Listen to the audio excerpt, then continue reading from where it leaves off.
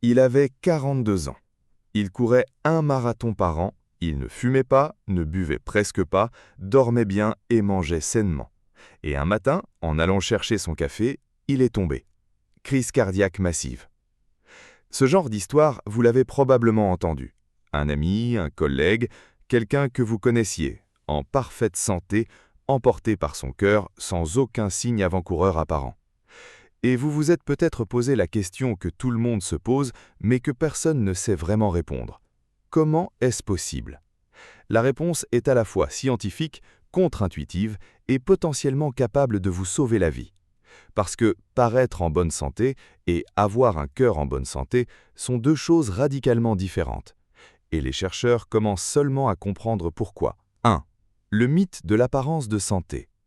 Quand on pense à quelqu'un à risque de crise cardiaque, on imagine un homme en surpoids, sédentaire, stressé, qui fume 2 paquets par jour. Ce profil existe, mais il est incomplet. Des études publiées dans le Journal of the American Medical Association ont analysé les dossiers médicaux de plus de 136 000 patients hospitalisés pour une crise cardiaque. Résultat stupéfiant, près de 75% d'entre eux avaient un taux de cholestérol considéré comme normal. Et presque la moitié ne présentait aucun des facteurs de risque classiques. Aucun. Cela signifie que les critères médicaux standards que votre médecin vérifie lors d'un bilan annuel, cholestérol total, pression artérielle, glycémie, ne racontent qu'une partie de l'histoire, parfois une très petite partie. 2. L'ennemi silencieux, l'inflammation chronique. Voici ce que la médecine moderne a mis des décennies à accepter. La majorité des crises cardiaques ne sont pas causées par une artère progressivement bouchée comme un tuyau rouillé. Elles sont causées par quelque chose de beaucoup plus sournois, une rupture soudaine de plaques instables déclenchée par l'inflammation. Voici comment ça fonctionne. Depuis des années, parfois des décennies, de petits dépôts de LDL, le mauvais cholestérol, s'accumulent dans la paroi de vos artères coronaires. Ces dépôts sont invisibles à l'œil nu. Ils ne bougent pas l'artère, ils n'apparaissent pas sur un électrocardiogramme standard, ils ne causent aucun symptôme. Mais à l'intérieur, une guerre silencieuse se livre. Votre système immunitaire identifie ces dépôts comme une menace. Il envoie des cellules inflammatoires, des macrophages, qui englobent le LDL et forment ce qu'on appelle des cellules spumeuses. Ces cellules s'accumulent, se nécrosent et forment un cœur lipidique instable recouvert d'une fine capsule fibreuse. Cette capsule est votre ligne de défense, et quand elle se rompt, sous l'effet d'un stress, d'une inflammation aiguë, d'un pic de pression artérielle, le contenu de la plaque se déverse dans l'artère. Un caillot se forme en quelques secondes, l'artère se bouche, le muscle cardiaque privé d'oxygène commence à mourir. C'est une crise cardiaque. Et ça peut arriver à quelqu'un dont le cholestérol total est parfaitement normal. 3. Les facteurs cachés que votre bilan sanguin ne détecte pas. Des chercheurs de la Cleveland Clinic ont identifié plusieurs marqueurs biologiques que la médecine conventionnelle sous-estime et qui prédisent le risque cardiaque beaucoup mieux que le cholestérol total. La protéine C-réactive, CRP. C'est le marqueur de l'inflammation systémique. Une étude de la Harvard Medical School, portant sur 28 000 femmes, a montré que la CRP était un meilleur prédicteur de crise cardiaque que le LDL. Pourtant, ce test ne fait pas partie du bilan sanguin standard dans la plupart des pays. Le LDLP, le nombre de particules LDL. Votre médecin mesure probablement votre LDL en concentration, mais ce qui compte vraiment, c'est le nombre de particules. 2 personnes peuvent avoir le même taux de LDL et avoir un risque cardiovasculaire radicalement différent, si l'une a beaucoup de petites particules denses, les plus dangereuses, et l'autre peu de grosses particules moins agressives. La lipoprotéine A, ou lipoprotéine entre parenthèses A. C'est une particule lipidique génétiquement déterminée, pratiquement indépendante de votre alimentation ou de votre mode de vie. Elle est présente chez environ 20% de la population mondiale et multiplie le risque cardiovasculaire par 2 à 4. Elle n'est jamais mesurée en routine. Vous pouvez en avoir sans le savoir depuis votre naissance. L'homocystéine, un acide aminé produit lors du métabolisme des protéines. À des niveaux élevés, il endommage directement la paroi des artères et favorise la formation de caillots, corrigibles par de simples suppléments de vitamine B, mais rarement dépistés. Avant de continuer, si cette vidéo vous parle, Prenez une seconde pour laisser un like et vous abonner. Chaque abonnement aide la chaîne à partager ses conseils à encore plus de personnes. Et si vous pensez à quelqu'un en regardant cette vidéo, envoyez-la lui, ça peut vraiment faire la différence. Maintenant, parlons du facteur de risque que presque personne ne prend au sérieux. 4. Le paradoxe de l'athlète. Voici l'un des faits les plus déstabilisants de la cardiologie moderne. L'exercice intense et régulier est bon pour le cœur. Sur ce point, la science est unanime. Mais au-delà d'un certain seuil, et ce seuil est individuel, l'exercice extrême peut paradoxalement accélérer la calcification des artères coronaires chez certaines personnes. Des études publiées dans JMA Internal Medicine ont suivi des marathoniens et des triathlètes sur plusieurs années.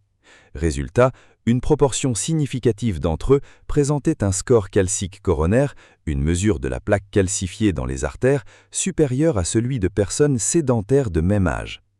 L'hypothèse des chercheurs, l'inflammation répétée liée aux efforts extrêmes, combinée à une récupération insuffisante, peut paradoxalement stimuler le dépôt de calcium dans les artères, une forme de réparation qui, à terme, fragilise plutôt qu'elle ne protège. Ce n'est pas une raison d'arrêter le sport, c'est une raison de ne pas confondre la performance physique avec l'invincibilité cardiovasculaire. 5. Le stress, l'assassin que vous avez normalisé. Il existe une hormone que votre corps produit en réponse au stress. Elle s'appelle le cortisol. Et à court terme, elle est indispensable. Elle vous prépare à fuir ou à combattre. Mais vous n'êtes pas conçu pour vivre avec des niveaux élevés de cortisol en permanence. Le stress chronique, les réunions interminables, les dettes, les conflits relationnels, le manque de contrôle sur sa vie, maintient votre système nerveux sympathique en état d'alerte permanent. Cela élève la pression artérielle, augmente la fréquence cardiaque, favorise l'inflammation, altère le sommeil et provoque des comportements compensatoires, mal manger, moins bouger, consommer de l'alcool. Des recherches publiées dans The Lancet ont utilisé l'imagerie cérébrale pour mesurer l'activité de l'amygdale, le centre de la peur et du stress dans le cerveau, chez plus de 300 patients. Ceux qui présentaient une amygdale hyperactive avaient un risque d'événements cardiovasculaires significativement plus élevé dans les années suivantes, indépendamment de tous les autres facteurs de risque. Votre état mental est un facteur de risque cardiaque mesurable, pas métaphoriquement, biologiquement. 6. Ce que vous pouvez faire. Les vrais conseils de prévention. Maintenant que vous savez ce que votre bilan standard ne vous dit pas, voici ce que vous pouvez demander et faire. Demandez ces tests à votre médecin. Lors de votre prochain bilan, demandez explicitement la CRP ultrasensible, la LPA, l'homocystéine et le LDLP ou apolipoprotéine B. Ce sont des tests peu coûteux qui donnent une image beaucoup plus précise de votre risque réel. S'il le juge approprié, selon votre profil, un score calcique coronaire, une simple radiographie low dose, peut révéler en quelques minutes si vous avez de la plaque dans vos artères des années avant tout symptôme. Prenez l'inflammation au sérieux. L'alimentation ultra transformée, le sucre raffiné, les huiles végétales oxydées et le manque de sommeil sont les principaux moteurs de l'inflammation chronique. Pas le fait en soi, le sel en soi, la qualité et la transformation des aliments. Dormez comme si votre vie en dépendait, parce que c'est littéralement le cas. Des études de l'Université de Chicago ont montré que 4 nuits consécutives de sommeil insuffisant suffisent à altérer la sensibilité à l'insuline, élever la pression artérielle et augmenter les marqueurs inflammatoires. Le sommeil n'est pas un luxe, c'est de la cardiologie préventive. Gérez le stress avec la même rigueur que l'alimentation. La méditation, la cohérence cardiaque, la marche en nature, les relations sociales profondes, ces pratiques ont des effets mesurables sur la variabilité de la fréquence cardiaque et sur les marqueurs inflammatoires. Pas anecdotiques, mesurables. Bougez, mais récupérez. L'exercice modéré et régulier reste l'une des meilleures protections cardiovasculaires connues. Mais si vous vous entraînez intensément, la récupération, sommeil, alimentation, stress n'est pas optionnelle. La crise cardiaque chez quelqu'un en parfaite santé n'est pas un mystère médical, c'est une conséquence prévisible de facteurs que notre système de santé ne mesure pas systématiquement et que notre culture nous apprend à ignorer. L'inflammation silencieuse, les particules lipidiques que personne ne compte, le stress que vous avez appris à appeler normal, la fatigue que vous portez comme une médaille.